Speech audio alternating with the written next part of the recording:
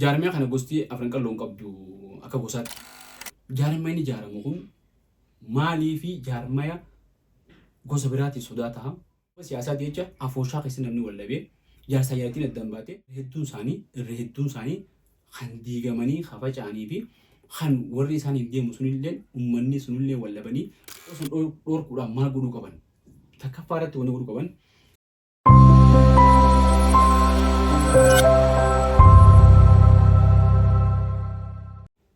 Hawajamtoota daawwattoota keenya akka mirtan nagaa fayyaadha. Kun barkoo miidiyaa miidiyaa keessan kana like, share, subscribe godhaadha. Yaadaas kan addaadha. Jajjabeedha kan jenna. Akkuma beekamu barkoo miidiyaa sagantaa dhimmoota hawaasummaa dinagdee fi siyaasaa irratti dhimmoota garaagaraa irratti qabatee isin dhiyeessu. Har'aan tanas waa'ee keenya dhimma jaarmaya irratti hanga tokko dubbachuudhaaf deema. Viidiyoo keenya kana hordofaatii yaada nuu kennaa waan nuti gartee dubbannu irratti. Addunyaa kana irratti jaarmiyoonni gosoota adda addaa jira. Jaarmiyoonni gosa adda addaa jira. Jaarmaa dinagdee jira. Jaarmaa hawaasummaa jira. Jaarmaa tola ooltummaa jira. Jaarmaa siyaasaa jira. Jaarmaa amantii jira. Jaarmaaleen siyaasaa gosa adda addaa qabanii, jaarmaaleen dinagdee gosa adda addaa qabanii akka biyya keenyaatti jaarmaaleen dinagdee tooraa jahaati maaltu jira. Jaarmaaleen hawaasummaatti akkasumatti gosa adda addaa qabanii hayyoo isaan irratti hojjetanii fi xiyyeeffannoo dhimma isaan xiyyeeffannoo kannaniif irra dhaabbatee jaarmaaleen hawaasummaa gosa adda addaa qabanii jaarmaalee xiqqaa gartee kanneen akka afooshaa yookaan immoo quubii kun isin jiranii jaarmaalee hedduu jira jechuudha. Addunyaa bakka adda addaa biyya keenya irratti xiyyeeffannee waa'ee keenya haasawna waan ta'eef jaarmaaleen hawaasaa biyyoota adda addaa keessatti beekamaa jechuudha. Jaarmaalee kana kamtu dura dursa yoo jenne jaarmaaleen hawaasummaa hawaasni tokko bu'uura isaa qabaatee bu'uurri isaa jabaatee namni isa keessa jiru wal beekee wal jabeessee wal hoogganee waliif ajajamee irree takkaan humna takkaan deemee ta'e baba'uudhaaf jaarmaaleen hawaasummaa uummata tokkoof bu'uura jechuudha. Jaarmaaleen hawaasummaa kun waan akkuma meemaa isa keessatti loomiin nama tokkotti 50 nama tokkotti ba'aadha. Nama 50tti immoo boona faayee jaansan hawaasa keessatti namoonni hedduun jiran kun dhimmoota garaagaraa irratti walitti dhufanii yoo waliin hojjetan dhimma ulfaataa fedhe laaftuuf dhufanii jechuudha. Fakkeenyaaf gama dinagdeetiin dhimmi tokko isaan qabatee waa bituu yoo barbaadan yookaan immoo waan tokko godhachuu yoo barbaadan namni tokko dhuunfaatti qabeenya isaa guutuutti fixee waan san bituu malu qabeenya namicha sanii fixuu osoo hin taane namu waan xiqqoo oli buusee qabeenya guddaadhaan waan san bitee hojiirra oolcha jechuudha. Nama tokko rakkataa gargaaruudhaaf yoo taate waan xiqqaa walitti baasanii rakkataa gargaaruu danda'an. Bu'uuraalee misoomaa dalaguudhaaf fakkeenyaaf mana barumsaa iddoo irraa dhalatan tokkotti uummanni tokko iddoo irraa dhalatan uummata keessaa ba'an san gargaaruudhaaf fayyaduudhaaf mana barumsaa tolchinaa yoo jedhan namni tokko dhuunfatti abbaa qabeenyaas haa ta'u nama fedhe haa ta'u ifiif dhuunfaa isaatti ijaaruun itti ulfaachuu mala. Yoo ammoo namoonni hundi walitti dhufanii xiqqoo qaban walitti fidan xiqqoon san guddoo taate waan san itti fufinsaan jaaranii misoomsanii uummata san fayyaduu danda'anii jechuudha. Kanaaf jaarmaaleen hawaasummaa faayidaa guddoo qaban uummata tokkoof bu'uura. Jaarmaaleen hawaasummaa kun akkuma reefu jennee roga adda addaa irratti hojjetanii yeroo dhiyoowaas toora qabsoon eegaltee bara 2016 as eega bara 2018 kana namoonni faayidaa jaarmeenni qabuu fi jijjiiramni kun eega dhufee booda jaaramnee sosochuu qabnaa. Gama hawaasummaatiinis jaaramnee wal quba qabaachuu qabnaa. Dargaggeessa keenya akka dargaggeessaatti wal quba qabaachuu qabnaa. Shamarran keenya akka shamarraniitti wal quba qabaachuu qabnaa. Haawwa wal quba qabaachuu qabnaa. Manguddoo wal quba qabaachuu qabnaa. Ogummaadhaanis barsiisonni ogeeyyiin fayyaa, ogeeyyiin seeraa, namoota injiinaroonni, doktoroonni, ogeeyyiin dinagdeedha. Hojjettoonni baankii, warreen baankii irratti hojjetan jechuudha. Warreen teknooloojii irratti hojjetan namoota ogummaa teenyaan wal quba qabaannee waliin ijaaramnee waliin sossoonee faayidaa teenyaa fi faayidaa uummata keenyaa eegsisuu qabnaa jeniiti sochii ture jechuudha. Namu oomarko jechuun miidiyaa irraa yeroo adda addaatti. sanirra dhaabbatee jaarmaalee hedduutu dhaabbate. Jaarmaaleen barattoota yuunivarsiitii keessatti barattoota Oromoo ta'ee godinaan kan dhaabbatee jira. Kan Oromootis barattoota Oromootis akka jirutti ta'e. Kun hundinuu ijaaruudhaaf jechuun wal qabaachuu wal fayyaduudhaaf hayyuunsaa ganamaa jechuudha.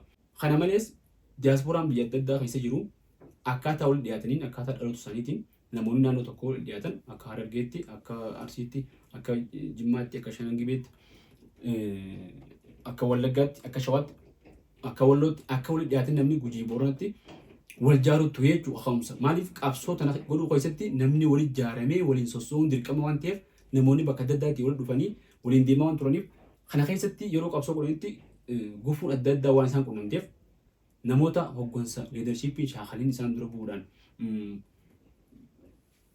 aarsaan barbaachin waan isaan kabachiiseef yookaan immoo namoota gartee gahumsa hin qabneen qabsoo keessatti hirmaatanii miidhaan hin barbaachifne uummata ragaa waan turteef yeroo jijjiiramni dhufetti jeequmsi dargaggoonni gartee gama uummata bulchuutti deemuudhaan gahee isaaniitiin malatti akkuma fedhanitti sirna kophaa ijaaranii akka caasaa bulchiinsaa fakkeessuudhaan waan hin taane gartee hojjechuu jalqabuudhaan namuu ijaaramuu qabaa, nama barate, nama hoggansa danda'uun, nama gartee gaggeessummaa qabuun hogganamuu qabna jedhanii waan jaarmaa kanatti xiyyeeffatanii deemaa turanii jechuudha.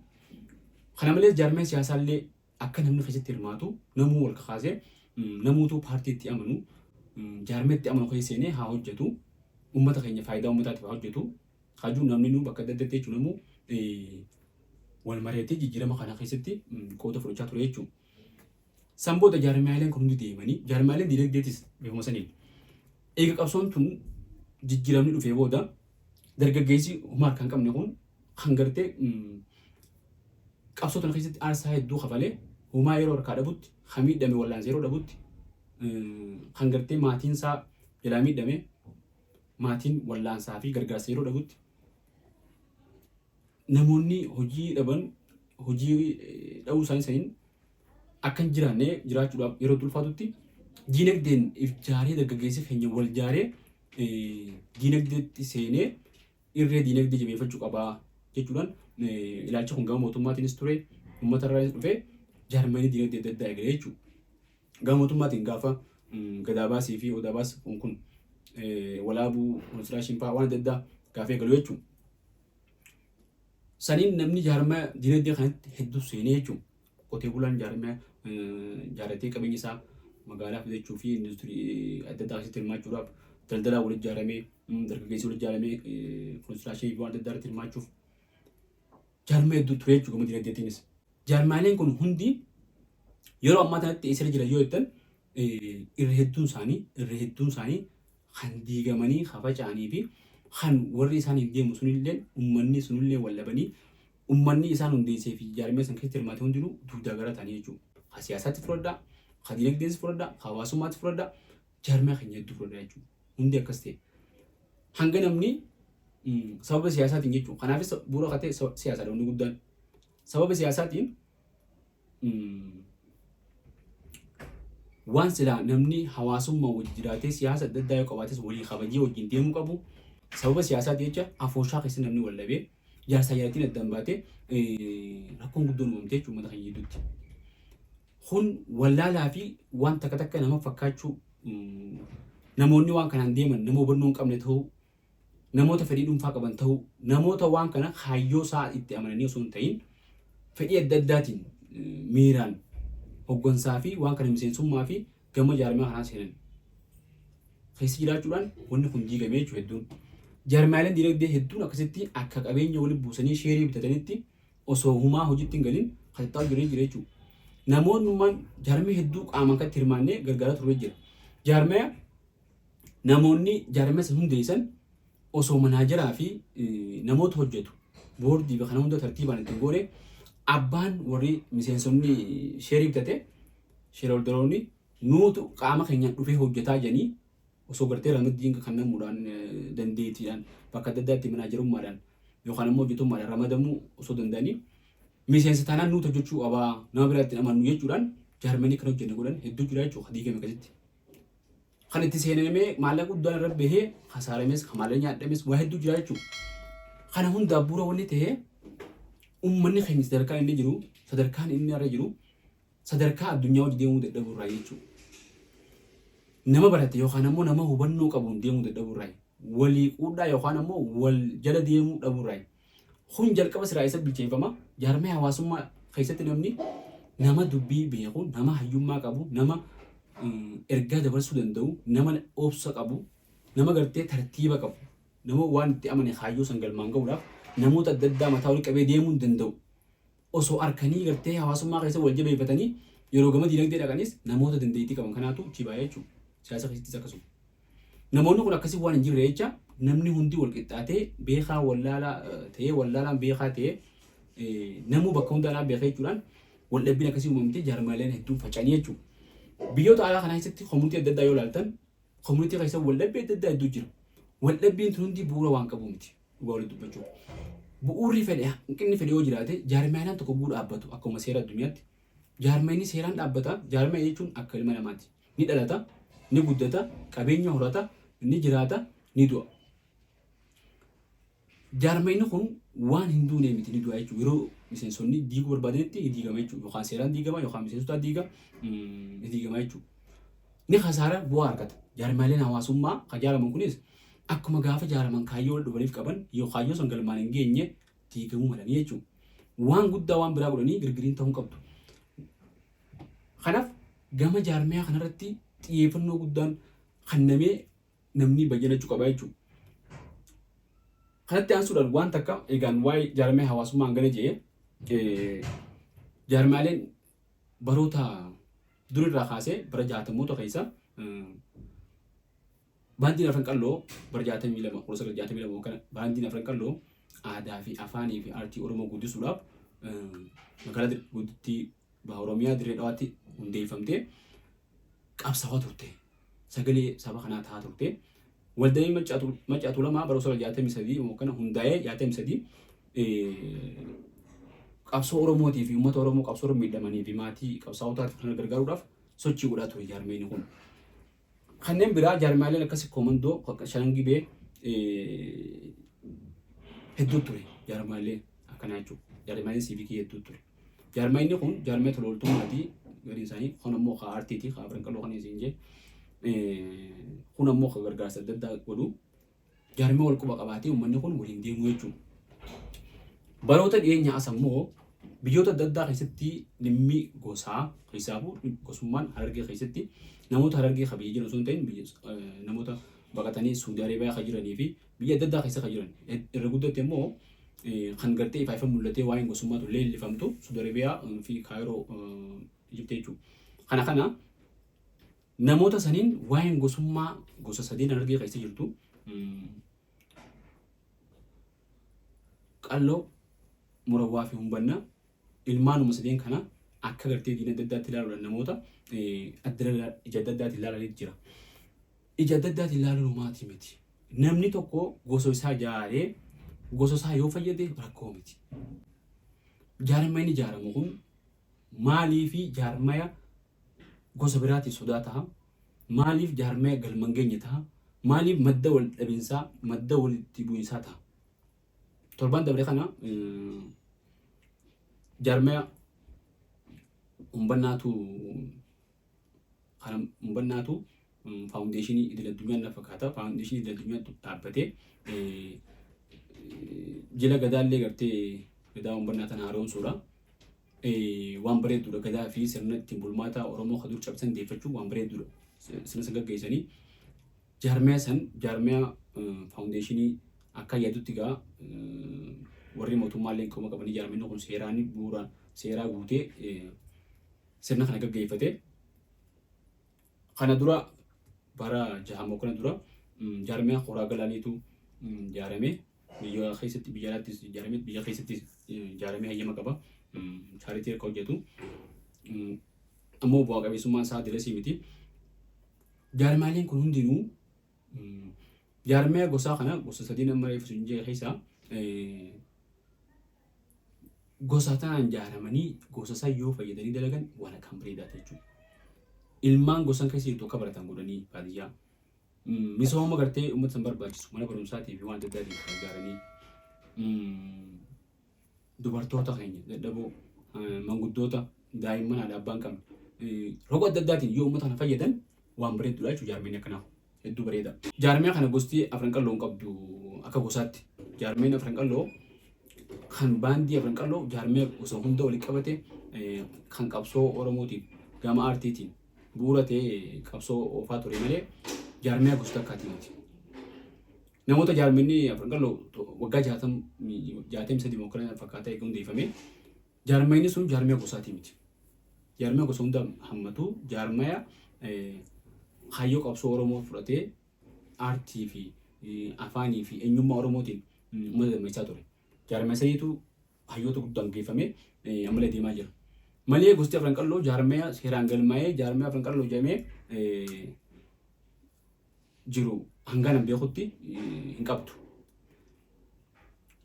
Kanaaf gosaan afran qalloo yoo jaaratte, dhiituun yoo jaaratte, humbanaan yoo jaaratte abbummaan fedhee akka walii dhiyaatuttu ogummaadhaanis yoo jaarate waan bareedaadha jechuudha. Gadaa fi deeffachuudhaan torban dabala kana sirna bareedaa gaggeeffatanii gosti takka duraan hiddasii dhalootasii irraa baatee dhaloota biraa keessatti illee deebitee jedhanii waan akkanaa tanan hedduu waan hubannoo siin qabneef keessa seenuu barbaadu sun waa'ee biraa waan taateef jaarmaaleen akkanaa kun hogguu jaaraman waan tokko bu'uura keessatti wanni rakkoo ta'u wanni gartee namni gosaan wal fixuu fi walitti bu'iinsa adda addaa uumamuuf wantoota xiqqoodha. Wantoota xiqqoo sun dhorkuudhaan maal godhuu qaban takkaffaa irratti wanni godhuu qaban jaarmaaleen akkanaa kun hogguu dhaabbatan hayyoo ifaa ta'ee dambii ittiin bulmaataa kaayachuudhaan gad dhaabbachuu qaban. Takka lama sadii jennee hayyoo kaayatanii jechuudha. Jaarmeenni kun mootummaa raayyaan fudhatee waan dalaguuf hayyoolee dalaguu deemu aadaa guddisuu eenyummaa guddisuu hundinuu mirgaan eegama. Mirga yaara mootummaa kanneef. Kanaan hayyoo isaanii takka lama jennee tarreeffatanii wixinee qopheeffatanii barreeffama hundeeffamaa kanaan miseensitoota isaanii hundeessitoota amansiifatanii nama filatanii gad dhaabbachuu qabanii jechuudha. Yoo kana godhan bu'uurri isaa seeraa fi heera waan ta'u jecha booda gartee wal dhabbiif wanti adda dhuftes waan kanaatu bu'uura lafa jira jechuudha. Inni lamadaa akkuma jalqaba seeraa hundeeffaman san seeraan hojjechuu yeroo akkana jiru qajeelfama gartee jaarmaaleen hawaasummaa ittiin hojjetanii jira akka biyya keenyaatti. Qajeelfama san hordofanii qixa sirriitiin hojjechuu qaban. Manaajarri ramadamee, sekreetarri ramadamtee, boordii ramadamtee, namoonni ramadamee, biiroon godhamtee wanni hojjetamu hundi karooraan piroojeektiin baafamtee hojjetamuu qaba jechuudha. Hojjettoonni itti ramadamanii fandiin bifa seera qabeessa ta'een walitti qabamtee miseensonni buusii isaanii kafalanii doonarota adda addaarraa galii argatanii seeraan galmeessaa baasii galmeessaa hojjetara godhatanii seeraan itti deemuu qabanii jechuudha. Kasadaffaa akka reefu jennetti wixinee jalqaba hundeeffamanii fi hayyoo jalqaba hundeeffamanii seera cichuudha. Wanni waan kana galmaan ga'u. Kun amma abbuma fedheefu jaarmee nama ganaa jaaruu fi nama jaareefis akka gorsaatti jechuudha. Wixinee sanii akkaataa dambii san jettuun dambii san seera waan san dhalchite akkaataa seera sanii jala deemuudha jechuudha. Seerri sun maal of keessaa qaba? Akkaataa itti dhaabbanni sun dhaabbata biraa wajjin, hojjetaa isaa wajjin, miseensota boordiitii wajjin, hundeessitoota wajjin, manaajaraa wajjin, dhaabbilee adda addaa wajjin akkaataa itti wal quunnamu seera sanii kaayaa jechuudha. Kanaaf seera sana hordofuu qabanii jechuudha. Yoo seera sana hordofan kaayyoo sana irra cichan asiif cin kutan. Yoo kaayyoon isaanii gosa walitti buusuu namummaan kaayyoo gosa walitti buusuu jee kaatu hin jiru. Kanaaf kaayyoo biraa dhiisanii kaayyoo jalqaba dhaabbatanii sun qofa rakkichuudha jechuudha. Asadaffaa. Afraffaa dhaabbileedhaa fi nama dhuunfaa adda baasu. Nama dhaabbataan hogganu yookaan nama boordii dura bu'aate yookaan manaajara yookaan miseensota yookaan hundeessitoota namoota dhaabbata kanaan deemanii fi dhaabbata addaan baasu. Dhaabbanni kun waliin hojjetu fedhii namoota dhaabbata saniin deemaniiti miti. Fedhii kaayyoo hundeessitoonni jira barreessan sanii malee fedhii namichaati miti jechuudha. Namni manaajaraa tokko fedhii isaa yookaan icha keessa sosoos taate fedhii dhaabbataa dhiisee ari'amuu danda'a jechuudha. maaliif kana wixinee kaaya seera kaaya jechuudha. Pireezidaantiin boordiidhaa tokko yoo kaayyoo jalqabaa san dhiisee fedhii isaa keessa qotee namoota walitti buusuu fi fedhii isaatiin miseensota hojii walitti bu'uu fi waan adda addaa fidee isaatu bakka sanirraa kaa'aa jechuudha. Haala seera qabeessaa walitti deemanii jechuudha. Inni afuraffaa kana jechuudha. Nama dhuunfaatii fi yookaan immoo garee jaarmaa kana keessatti ijaaramtee gartee waan biraa kaayyoo biraa of barbaadduu fi dhaabbaticha adda baasanii dhaabbanni yeroo hunda qulqulluu ta'e akka deemu godhudha jechuudha. Shanaffaadha. Waldhabbii yeroo uumamtu dhaabbatuma fedhe keessatti maatii keessatti dhaabbanni kun akka maatiiti. Maatii keessatti waldhabbiin uumama yeroo hundaa'u. Waldhabbiin kun uumame akkaataa itti karaa nagayaatiin waldhabbii kana furan haala mijeessu. Dhaabbanni tokko guu dhaabbatu wixinee ittiin bulmaataa sanirratti dambii isaa sanirratti akkaataa itti jaarmayni kun waldhabbii furatu jala kaayata. Keeyyatuma dambii kanaatiin waldhabbii yeroo uumamtu bifa kanaan furannaa jedhanii kaayatan jechuudha. Bifuma saniin naamusaa fi sansakkaadhaan tasgabbiin deemanii waldhabbii san jidduu dhufte furachuudha jechuudha. Waldhabbii kun miidhee baasee waldhabbii kun nama garee hanga tokkotti kijibatti deemee kun gama kaaniin waan akkanaatiif na dhiiban jee kun kaayyoo akkanaatiif deeman jee facaasuun hin barbaachisu jechuudha. Hegeree fuuldura dhalootaatu badu jira jechuudha. Sababa jaarmee kan jiiguutiin jaarmee kan jiiguu dura kunnee hegeree dhalootaa jiiguu jira jechuudha. Wantoota shanan kana yoo qabaanne jaarmeenni kun hundinuu galma ga'uu danda'anii jechuudha. Kun dhaamsa akka ilma gartee uummata kana keessa dhalatee tokkotti jaarmiyaaleen xiyyeeffachuu irra qaban keessaa tokko jechuudha. Yoo wantoota kana hin goone akkuma ammaan dura agarru dhaabbata keessa namoonni jiran sooshaal miidiyaa irra wal komachuu kun walitti bu'uudhaan kun wal diiguudhaan fedhii namatti waa xiqqoo qofa yookaan immoo waldhabbii xiqqoo uumamte jecha guddisanii hanga addunyaa guutuurratti namni walitti bu'uutti deemti jechuudha. Kun ta'uu waan hin qabne. Kun dhaabbilee siyaasaa Oromoo keessattis yeroo dheertuudhaaf miidhaa inni fide agarree jira.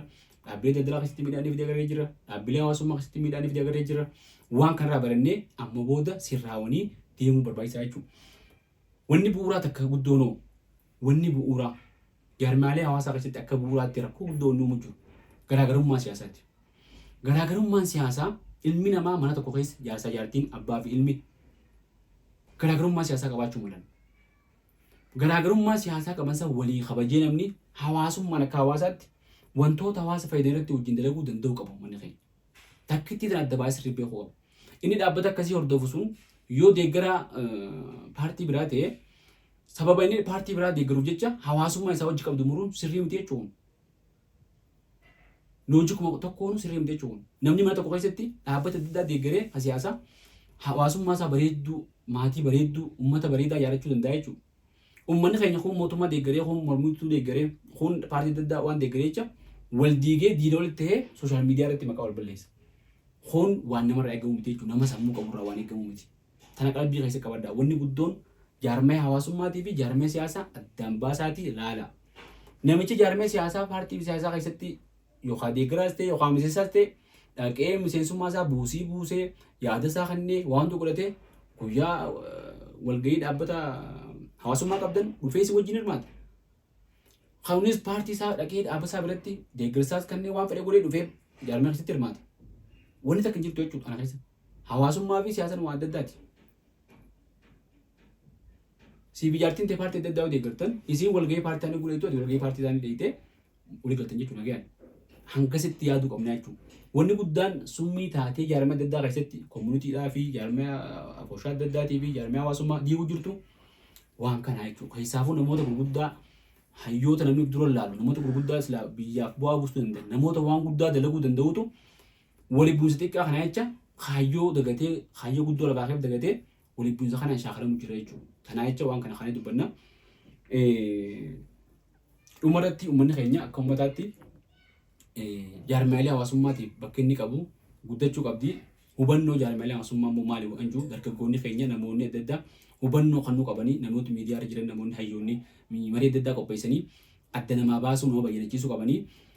Kanaaf hora umbannaa kadhiyoo taa'e kana hora milkii rabbi haa godhu qabbana rabbi haa godhu hora qabbana rabbi haa godhu rakkoolee amma dura gartee sababa gosaatii fi gosummaadhaan waan adda addaa turte hunda hagartee waan san hunda nurraa qaawa san cufu rabbi haa godhu hamilka rabbi haa godhu jaarmaalee yeroo hedduu kan ijaaramanii osoo milkaa'in karatti hafanii jira.